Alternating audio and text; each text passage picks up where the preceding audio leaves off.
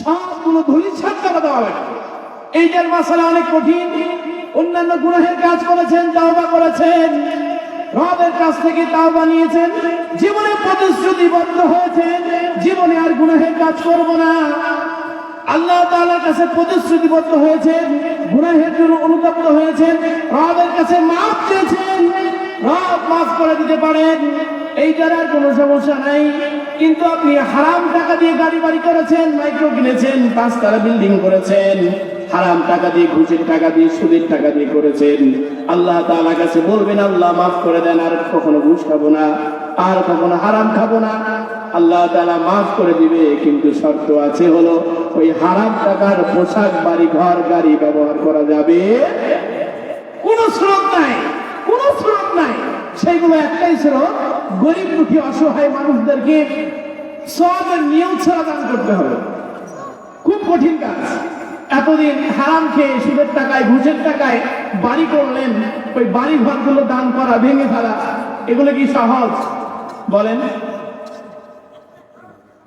এইটার শাস্তি বড় ভয়াবহ।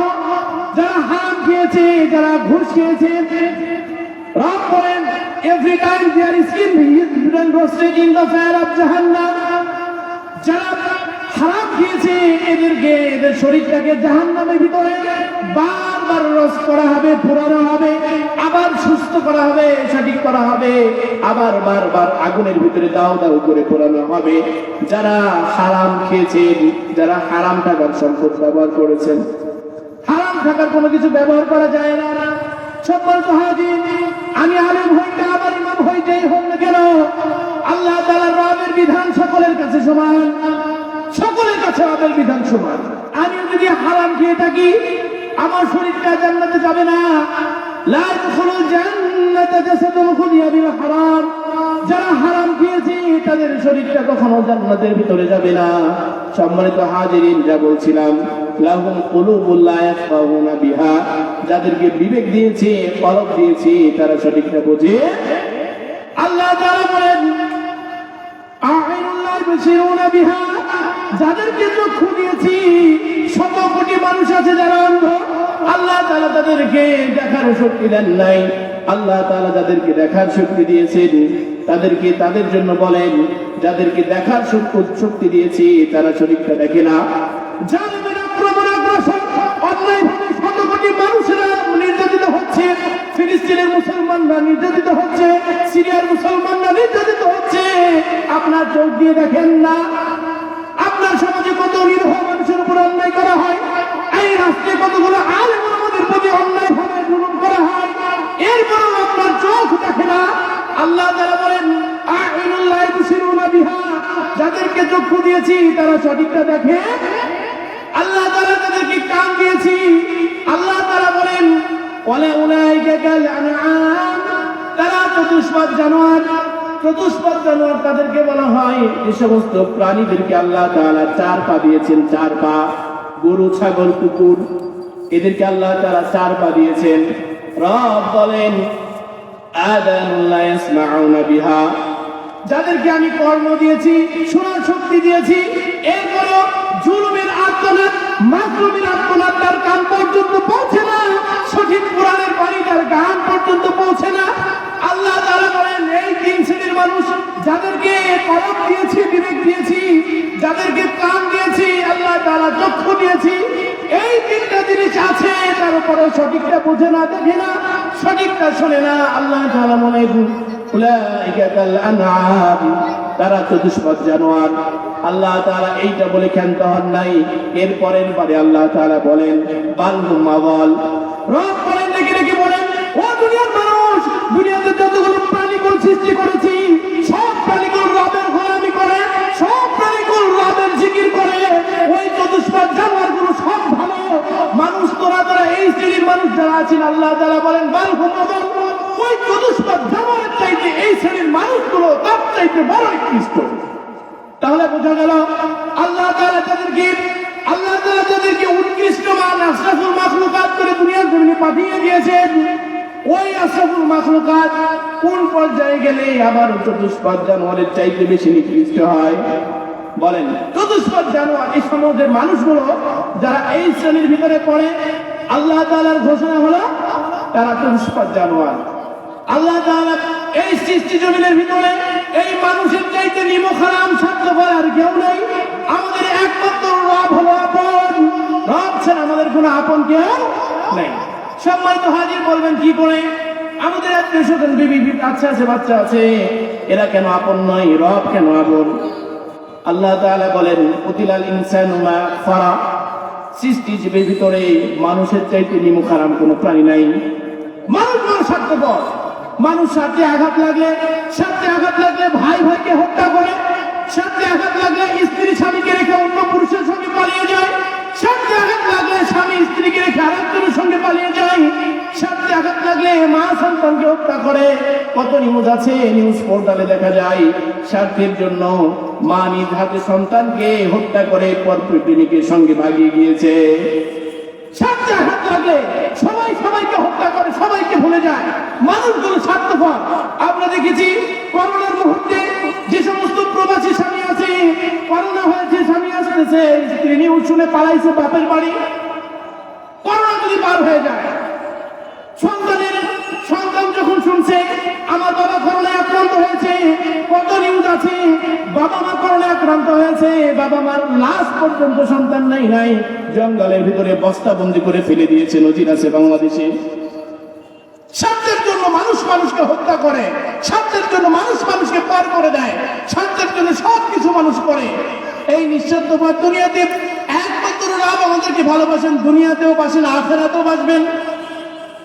রোজ হাসরের মাঠে যখন একটি সওয়াবের জন্য যখন স্ত্রী স্বামীর কাছে যাবে, ওগো স্বামী, তুমি না আমার প্রাণ প্রিয় স্বামী ছিল, আমাকে অনেক ভালোবাসতে, আমার আমলের একটি সওয়াব থাকতে পড়েছে, তুমি আমাকে একটি সওয়াব দাও।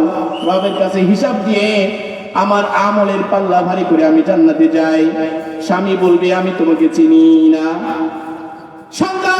যেই সন্তানকে মা এত ভালোবাসে, কিয়ামতের রোজ হাসরের মাঠে সন্তান মার কাছে যে বলবে, ও মা, আমার সওয়াব চোখ পড়েছে, তোমার আমল থেকে কিছু সওয়াব দাও। মা বলবে, দুনিয়াতে থাকা অবস্থায় আমার তো কোনো বিয়েই হয় নাই, আমার সন্তান কোত্থেকে আসলো? কিয়ামতের মাঠে ভাই ভাইকে চিনবে না। দুনিয়াতে যদি করোনার ওই কঠিন মহামারীর মুহূর্তে যদি স্বার্থে আঘাত লাগার জন্য, নিজে মৃত্যুর ভয়, নিজে অসুস্থতার ভয়ের জন্য যদি ভাই ভাইকে ভুলে যেতে পারে, এই বাংলাদেশে, এই রাষ্ট্রে, তামাম বিশ্বে করোনা মহামারী আল্লাহ তাআলা দিয়ে দিয়েছিলেন। এই করোনা ভাইরাসের জন্য ভয়ে যদি স্বামী স্ত্রী ত্যাগ করতে পারে, তাহলে বুঝেন ওই কিয়ামতের মাঠের দিনে কি হবে। কিয়ামতের মাঠের দিনে কাল লাগে আপনি নিজের আখিরাতকে নষ্ট করছেন। যে স্ত্রী সন্তানের জন্য আপনি নামাজ বাদ দিয়ে হালাল হারাম না দেখে ইনকাম করছেন, তাদের ভালোর জন্য দুনিয়াতে যদি আপনার স্ত্রীকে কেউ যদি আঘাত দেয়, কষ্ট দেয়, আপনি তার জন্য সর্বোচ্চ চেষ্টা করে নিজের প্রাণ দিয়ে দিবেন। আপনার সন্তানের উপরে যদি কেউ অন্যায় করে আক্রমণ করে, আপনি বাবা হিসেবে তার জন্য সর্বোচ্চ নিজের জান বিলিয়ে দিবেন। এত বড় স্পর্ধা, আমি বেঁচে থাকতে আমার সন্তানের উপরে কোনো আঘাত আসবে, হতে পারে? আমার সন্তান আমি বেঁচে থেকে না খেয়ে থাকবে, আমি বেঁচে থাকা অবস্থায় আমার মা বাবার উপরে কোনো মানুষ আক্রমণ করতে পারে, এটা হতে পারে না। তাহলে দুনিয়ার জমিনে যার জন্য আপনি আখিরাতকে নষ্ট করলেন, প্রবাসী জীবন কাটিয়ে দিচ্ছেন, আমাদের কোনো খবর নেই, আলেম আমাদের সাথে আপনার কোনো সম্পর্ক নাই, কোরআনের সাথে সম্পর্ক নাই, মাদ্রাসার সঙ্গে মসজিদের সঙ্গে কোনো সম্পর্ক নাই। আপনি আমল বাদ দিয়ে আপনার স্ত্রীকে, মা বাবাকে সুখে রাখবার জন্য, আপনার সন্তানকে সুখে রাখবার জন্য নিজের আখিরাতকে নষ্ট করে দিয়ে কোটি কোটি টাকার গাড়ি বাড়ি ইউজ করলেন। আল্লাহ তাআলা ওই রোজ হাসরের মাঠে এমন পরিস্থিতি করবেন, ওই পরিস্থিতিতে আপনার সন্তান আপনার বিপক্ষ সাক্ষ্য দিবে, আল্লাহ, আমার বাবা আমাকে নামাজের শিক্ষা দেন নাই, আমার বাবা আমাকে কোরআনের শিক্ষা দেয় নাই। তাহলে বলেন, যে সন্তানের জন্য আপনার আখিরাতকে নষ্ট করে দিলেন, যে সন্তানের জন্য আপনি কোরআনের শিক্ষা থেকে তাকে দূরে রাখছেন, বলেন কিয়ামতের মাঠে অবস্থাটা কেমন হবে? তাহলে সন্তানদেরকে কোরআনের শিক্ষা দেওয়ার দরকার আছে না নেই? নিজেদের বিবিকে পর্দা করাইতে হবে, নিজে আমল করলে হবে না।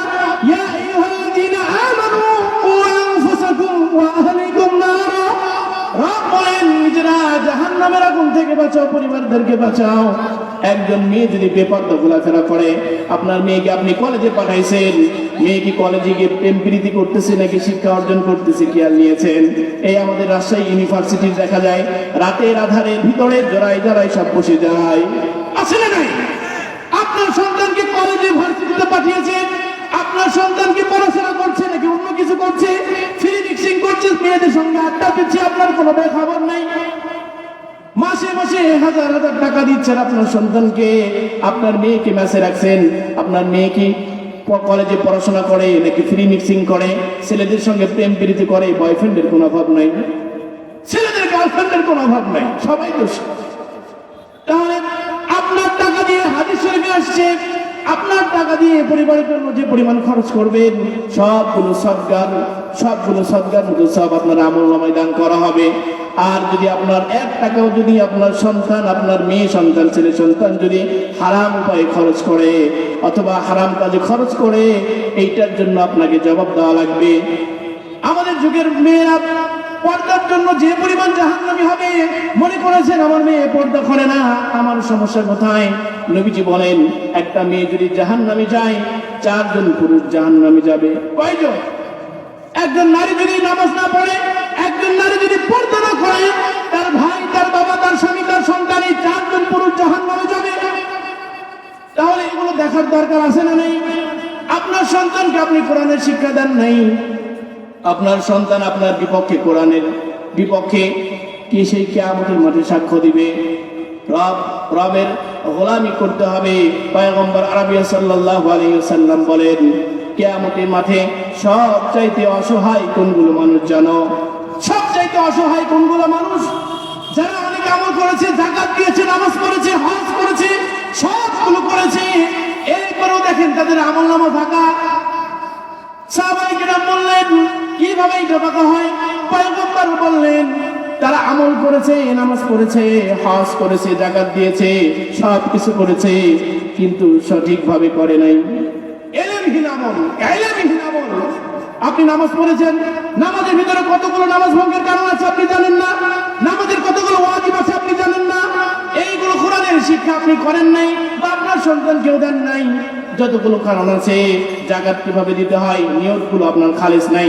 নামাজ পড়েছেন মানুষকে দেখানোর জন্য, যাকাত দিয়েছেন মানুষকে দেখানোর জন্য, হজ করেছেন মানুষ আপনাকে হাজি বলে ডাকবে এই জন্য। নিয়তগুলো সহি নেই, এলম নেই, আমলের ভিতরে এলম ছাড়া আমল।